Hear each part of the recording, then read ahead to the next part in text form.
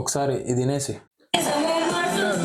నడుచు కాలంలో డీసెన్సీ లేనే లేదు, మూనే ఎరుపెక్కే అందాల రాణి, మనసు పై పైనే పడబాకిలా, మినుమే చెరుకయ్యే బొప్పాయి లారి, భాష చేయి పెడితే మారే నీలా, Monika love you Monica, love you Monica, baby మా మోనికా, కిచి కిచి మా.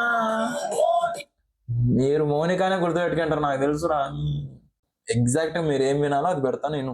భాష చేయి పెడితే మారే నీలా.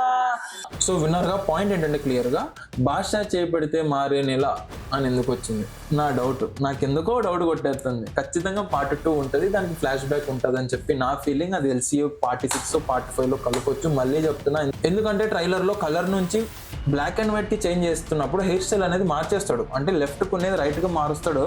సో ఎందుకు మారుస్తాడు, is there any flashback, ఆ హెయిర్ స్టైల్లోనే మనకు అర్థమైపోతుంది ఏదన్నా పెద్దది ప్లాన్ చేసినాడు అని చెప్పి. సో ఈ పాటలో భాష చేయి పెడితే మారే నీలా అనేది ఎందుకు ఉంది. The point is very clear. ఖచ్చితంగా పార్ట్ 2 అనేది కన్ఫర్మ్ ఉండబోతుంది అని చెప్పి నా గట్ ఫీలింగ్.